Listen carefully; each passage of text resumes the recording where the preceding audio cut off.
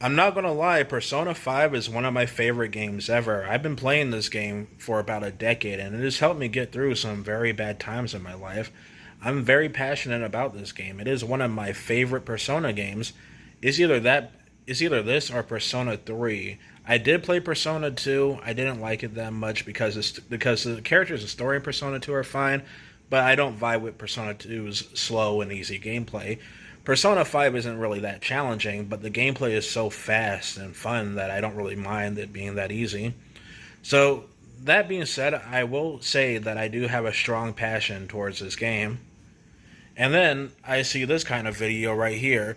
Uh, Persona 5, female objectification in media, a Persona 5 case study. Oh boy. Now, this is from a YouTuber by the name of Salary. And here's a fun thing about Salary. He once made a huge hissy fit about people not donating to his Patreon. He was all passive aggressive about it. His Patreon money has definitely decreased over time, and he hasn't really uploaded a video in about 7 months. He literally said that a person not giving him Patreon money is hurting him. Like, he would much rather e-beg off of Patreon than go out and get a real job like everybody else. And I always wanted to just do a response video to this video. I'm not going to do any sort of special editing and whatnot. I'm just going to film from my phone and just respond to this video. I'm gonna actually hear him out, okay? I don't really do many special editing because my videos don't really get many views to begin with. But female objectification in media, I mean, Persona 5, that's the game you want to talk about when it comes to female objectification. I mean, there's other games like Bayonetta. Well, this game came out before Stellar Blade, but Persona 5 is mostly harmless. Alright, so I'm 3 minutes into the video, and so far he hasn't talked about Takamaki being objectified. It just doesn't appeal to you in the way that the first two did. Basically, you know the shtick. Oh, if you like something, then you should be okay with criticizing it. A useless YouTube dribble that we heard before. Then I'd be lying to myself. This also applies to Persona 5. As much as I love this game and its predecessors, there are problems. Not just Well, there's problems with every game. just from a gameplay perspective, but how it represents certain things. The series is heavily rooted in Japanese culture, and Japan doesn't have No, duh. It's a game set in Japan made by Japanese people. a great track record in regards to how women, people of color, and LGBTQ people are seen in society and represented. Hold on, I need to rewind that again. In Japanese culture, and Japan doesn't have a great track record in regards to how women, people of color, and LGBTQ people are seen in society and represented. Maybe? I don't know. I've never been to Japan. I mean, yeah, Japan has some racism and homophobia, but what country doesn't? Persona 5 and its successor, Royal, also happen to fall foul of these representations on a few occasions. In this video, though, we're going to focus on Persona 5's objectification of women, specifically how it succeeds in being critical of objectification, but then paradoxically goes on to promote it throughout the rest of the game. If you're someone who just heard what I said and rolled your eyes, well, take your time and hear me out. I might just steal your heart.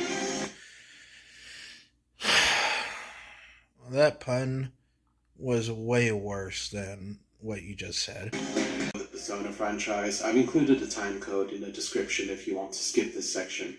But to give a brief overview of Persona 5 Royal and to an extent the other... Okay, just gonna skip to you where you start talking about Anne. Okay, so overview Persona 5 Royal, storyline, okay. Oh my gosh, there's one title part called The Male Gaze. Oh my goodness. This is a real thing. But, okay, I thought we were talking about Takamaki here. What does overview of Persona 5 Royal have to do with that?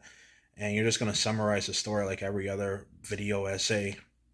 The whole storyline is how the game opens. In its very early stages, it unequivocally tells us, the audience. Yeah, you can figure this out by playing the game. Large breasts, slim... Oh, hold on, we're at the good part now. The case that female character... Okay. Female objectification isn't something that's entirely uncommon in video games, and indeed anime. In fact, you could argue that it's rampant, especially in the latter. There have been endless debates about how women are presented in the media, and in Japanese media, specifically anime, it tends to be the case that female characters are often portrayed in a way that accentuates their anatomy. Skimpy clothing that's sometimes revealing a good amount of skin, large breasts, slim figures, and shapely butts. Sometimes the creators try to justify Yep, that's what Japan likes to do. the clothing through story or themes, like how in Kill la Kill, I don't care. you know, Let's see, just hurry up. male gaze. There we go. So I mean, okay, so the whole Japan making their female characters, to sexualize or whatever. I mean, it is what it is. You can't. I mean, there's nothing you can really do about it. And how would you prefer the characters to look? Do you want them to be like overly dressed?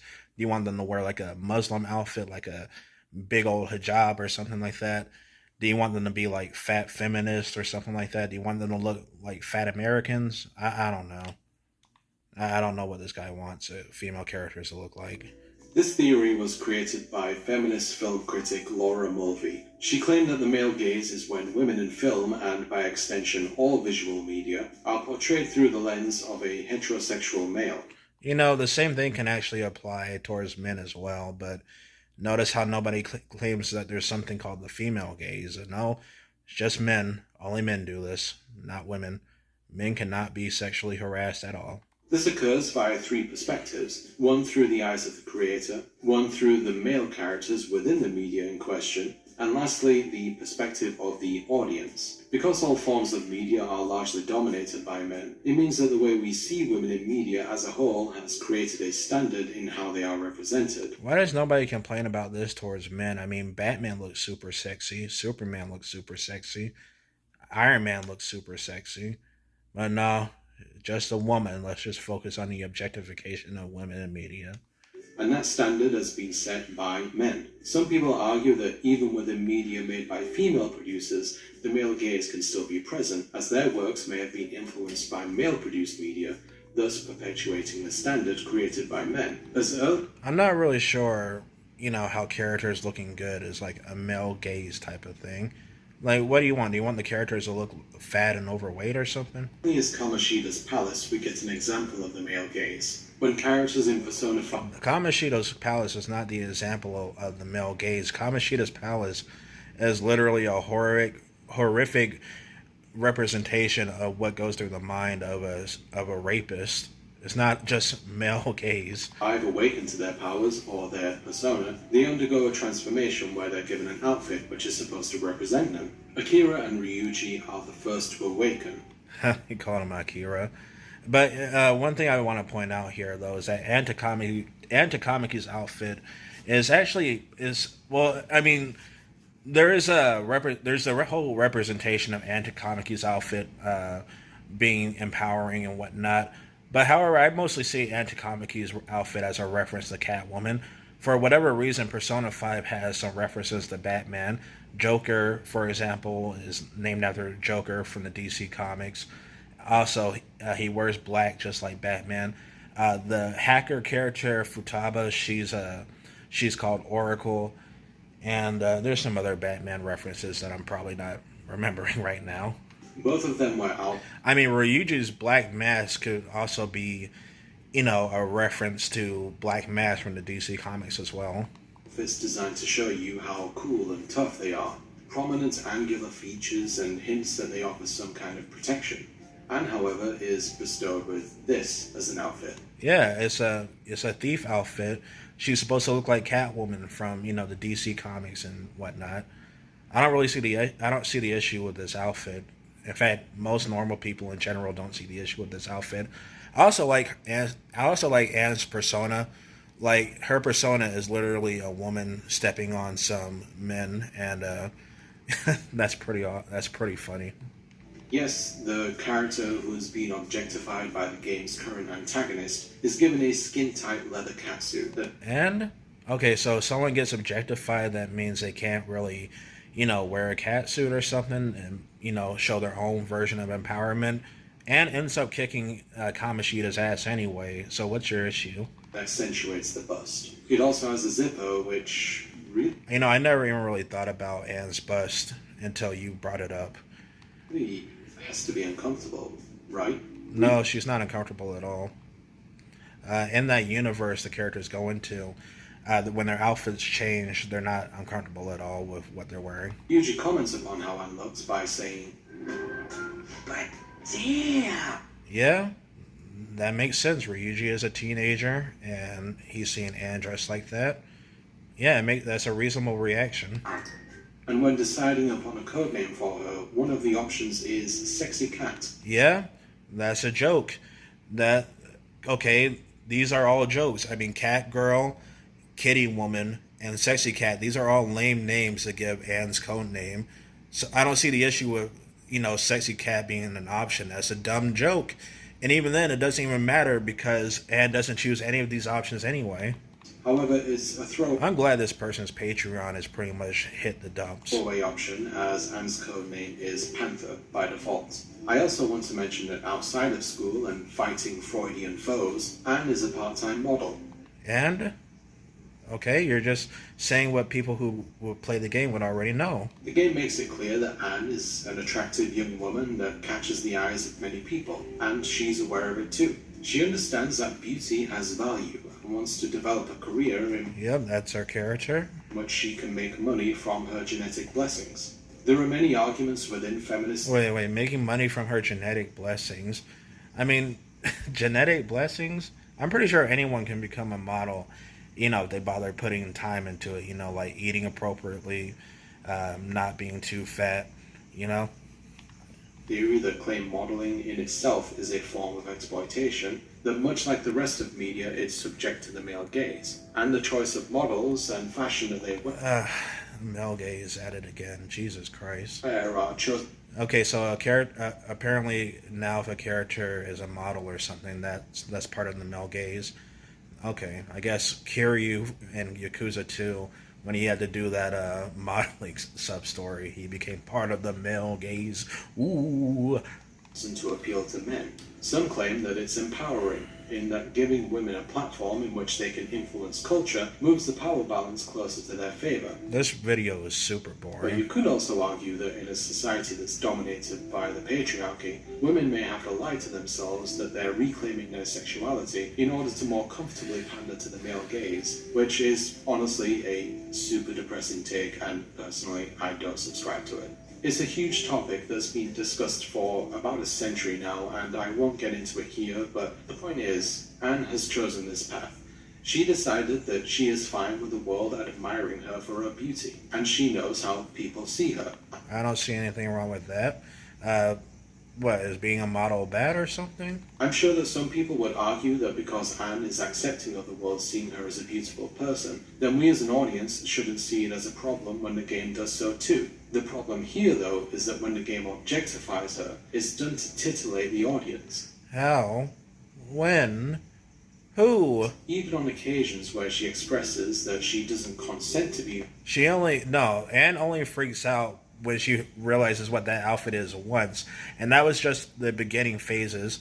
These characters, when they transform into their outfits, they usually have like some sort of negative reaction to it because it looks weird. For example, when Joker or Ren here gets his costume, Ryuji points out that he looks like a clown, and when Ryuji gets his costume, Joker can also potentially point out that he looks like a thug or a hoodlum or something like that. So Anne freaking out at her outfit is something that both these characters do. So does that mean that Ryuji and Joker are part of the dreaded male gaze?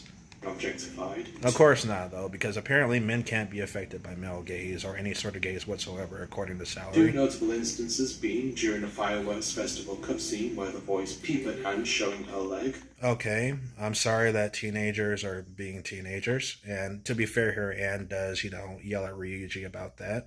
And plus, it's just kids looking at another person's leg. Where they're driving in the desert and they peek down her shirt. Yeah, again, though, it's not really meant to be taken seriously. And plus, again, that's something I would imagine a teenager would do. Also, in this scene, the context here is that they're in the desert, so Anne's feeling hot, so she just opens her shirt. She just tugs on her shirt just a little bit. It's not like she's going full flash. Plus, yeah, also what's funny about this scene, as he's showcasing here, is that the boys do get punished. These scenes are both animated, created outside of the game's engine. Overall, there's just over an hour's worth of scenes in this style throughout the game. So given that the game can be upwards of 100 hours, these moments are sparse. It's telling that in these rare occasions when we're treated to an animated scene, there are numerous inclusions of female characters being objectified for the sake of the audience. Numerous inclusions. You only gave 2 examples, and those 2 examples aren't even really, a character being objectified. It's just teenagers being teenagers. And it's especially uncomfortable when the target of objectification is a character that was the target of a predator. In Persona 5's defense, there are parts of the story where female objectification and exploitation I don't even think this person knows what objectification means now I'm thinking about it. are further admonished. In an early part of the game, one of your party members, Makoto, is blackmailed by a figurehead in an organized crime group, and told that if she and her friends are unable to pay him a large sum of money, then as a consequence he'll force her into comments on how a girl like her would get a lot of clients. It's another example of a powerful man exerting their power over women. Yeah, and he gets punished for it. Like, what's your issue here? The guy's a scumbag. Scumbags like this exist in real life, and the characters end up, getting him back. He doesn't get off scot-free. He pretty much ruins his entire life. Sex work, and making various comments on how a girl like her would get a lot of clients. It's another example of a powerful man exerting their power over women. Actually, he's not even that character, Kaneshiro. He's not even just exerting his power over women. He's exerting his power towards anybody, male or female. It doesn't matter. What is this guy? Did he not pay attention to the game? Did he not pay attention to the part where Kaneshiro has his goons blackmail teenagers, mostly young boys, or mostly boys. I don't know why I said young boys, but Kaneshiro is an oppressive figure, not just towards women, but to boys as well. Like sex work and making Jesus various Christ. shogi player. But because of her appearance, her mother wants to further her career by turning her into an idol. But Hifumi wants to be recognized for her talent rather than her beauty. Oh hey, I did a video on that recently. Also, a few Persona fans out there. What was the point of bringing up Hifumi? If you help out Hifumi, she ends up going down her own route and not being a model. What was the point of bringing up Hifumi? Fun little facts for you. Hifumi was actually originally supposed to be a party member. I don't care. When are you going? What does Hifumi have to do with objectification? Especially when you end up helping her out. I think she would have been a good fit. Another character, Haru. Okay, so he just brought up Hifumi for no fucking reason. Is denied her autonomy when a CEO father arranges a marriage between her and the son of a potential business associate. Despite her being against the arrangement and having no attraction to her fiancé, he makes constant unwanted advances at her, criticizes her appearance and behavior, and a major part of Haru's growth as a character is rejecting not only her vulgar fiancé, but rejecting the outdated patriarchal institution of arranged marriages. Okay, that's definitely something someone could have figured out by playing the game. And being a bargaining chip for a corporation. But despite these efforts to empower its female characters, Persona 5 unfortunately takes 2 steps forward. What was the point of bringing up Haru? She ends up fighting back against her father. And 1 step back. By taking these characters and repurposing them into eye candy, they diminish the... Eye candy? I'm sorry, you're getting eye candy from this scene right here of just 2, let's see, well, Makoto's a girl, so a teenage girl and a woman, but you're saying this scene is eye candy? What? A woman talking to her sister is eye candy. Persona 5 unfortunately takes 2 steps forward and 1 step back. By taking these characters and repurposing them into eye candy, I'm okay with people having negative takes about Persona 5. I see it all the time. But this is one of the most stupid takes ever from a dumbass bread tuber. They diminish the value of the message they're trying to communicate to their audience. You think so? It's good that the game highlighted how reprehensible it is when people in power like Kamoshida abuse their power and exploit women for their own gain. How he sees them than little else than their bodies. But that message is unfortunately undercut when the game contains a beach scene. Okay, so apparently if you have a game where you take down a sexual predator, you can't have a beach scene. And exploit women for their... What? I'm sorry, are people not allowed to go to the beach now or something? You know, people go to the beach every day, right? Includes close-up shots of Anne's butt and breasts. You can also Well, oh well. I mean, that's just an anime trope. I'm sorry about that. If that offends you, too bad. In fact, if anything, you're kind of just victimizing the character here. You're saying that, oh, this character was objectified. That means they can't go to the beach. Like, fuck you. Fuck people like you who always want to victimize people. use it by Then again, the victimization aligns because, like I said earlier, this YouTuber Salary, he tried to play victim when people took away, when people stopped donating to his Patreon money. There's even a video of him doing it. I'll leave it in the comments of the video. saying that this is supposed to be how the boys in the game see her, but that would still be abiding by the male gaze, and more importantly, the scene hasn't. Okay, so it's male gaze for women to be at the beach, but not male gaze for men to be at the beach. I mean, I'm pretty sure a lot of female Persona 5 fans like like creamed themselves when they saw the boys in their swimsuits as well. I'm not sure what does going to the beach have to do with objectification. Do you just not like go outside or something? Been created for the boys, and hasn't been created for them either. They've been created. I also really like this scene though because that part where usually the common anime trope when someone does something perverted, they usually get slapped across the face. However, in this scene when Ryuji does something perverted and actually laughs along with the joke, instead of just playing victim. Audience. I want to make a clarification. Firstly, I am not saying that overtly sexual character designs are a bad thing, nor am I saying that being titillated by a design is bad. One thing I love. I don't think anybody mentioned being titillated, except for you.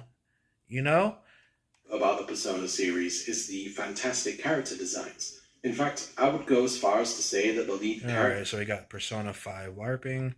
But it doesn't mean that they're bad designs. In another context, a costume like Anne's could be seen as someone reclaiming their sexuality, despite the fact that she had been previously objectified by a predator. Yeah, that was the whole point of the character, and you just now decide to bring that up.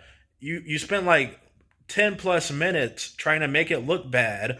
But because Persona 5 insists upon sexualizing these characters, rather than insist upon sexualizing these characters, when? What? being visual. I mean, by his logic, all the characters in the game are sexualized. Did we play the same game here? Appealing while taking ownership of their sexuality, it shifts the power dynamic towards the player, and it doesn't merely permit them to sexualize them, but it encourages them, regardless of their gender. Okay, there was a lot of flowery-sounding academic language in there. That's another problem with these types of breadtubers and essayists, is that they like to use flowery sounding language and big words to sound smart and eloquent when what they're saying is beyond retarded and just far stretches. You pretty much miss the entire point of the game. So let me try and simplify things a little bit. If all the aspects... Oh yeah, you want to simplify things to the audience while you're the one that got all upset and in your feelings when people stopped donating to your fucking Patreon. Of Anne, such as her character, her design... Like, I'm glad you can't make a living off of YouTube anymore, since your videos are tanking in views and you haven't uploaded in 7 months. Like, fuck you.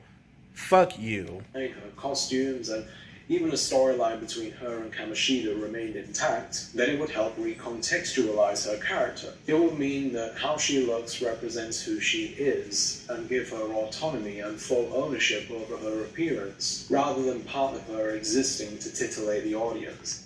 No. The only one that brought up titillating the audience was you. Most people came to the conclusion that Anne's design was meant to be empowering. It's literally a reference to Catwoman from the DC comics, and her design is also based off of the thief spy attire, like with leather suits and stuff. She would have still been a product of the male gaze. That's unavoidable. Again, the male gaze. Like, what? Jesus Christ. But there is no such thing as a male gaze, because if there was a male gaze, there would also be this thing called the female gaze where women view males the same way. But no, it's just the men. Also would have been a very well written character with thoughts, feelings, and power. And by objectifying her, what we do in essence is remove some of her power and pass it over to the audience. Again, I'm not sure how Anne is an objectified character. She literally has superpowers and kicks ass. In fact, no, I was going to say that someone could technically call her a girl boss, but I don't want to encourage that mindset. Instead, in other words, and deserve better. Many games within the industry are created by largely straight male staffs, and with that comes a narrow scope of perspectives. I'm not sure how that's a bad thing. I mean, yeah, there are more straight men than there are gay men, so it makes sense that most of the game industry would be run or full of straight men. It's not often that we see characters and stories through the lens. Why are you showing off American game developers for a Japanese game? Of women, non-binary. Wait, what's this? Editor's note: 2018 Game Developers Association survey: 74% of game devs are cis male. Oh no, the horror! How dare cis men get, work on games? 23% female, 5% trans or others. I guarantee you, this 5% are responsible for most of the bad games and bad writing that we see nowadays. So yeah, I mean, it makes sense. I mean, a person that thinks a man can become a woman would clearly be mentally delusional and not be capable of writing a good story. Or even transgender folks. So at times it can seem impossible to, but handing that perspective to people from different genders could be completely covered up by RPGs. That when playing as a female, yeah, this whole video was just a bunch of garbage. I'm glad Persona 5 has managed to sell 13 million copies and is one of the highest rated games ever. And I'm glad this YouTuber, Celery, however you pronounce it, I'm glad he's pretty much dead. Not literally, but I'm glad his influence on this platform has pretty much shriveled. This guy is an e-beggar, a manipulator, and just an overall, he's just media illiterate. He purposely misconstrued Persona 5 for the sake of it. And like he was literally just reaching for a problem, saying that Persona 5 is too sexualized, or that Persona 5 sexualizes his characters too much. What are you talking about? It's a 120-hour plus story game. And like maybe there's like, I don't know, like less than 5 minutes of a fan service scene. Fuck you.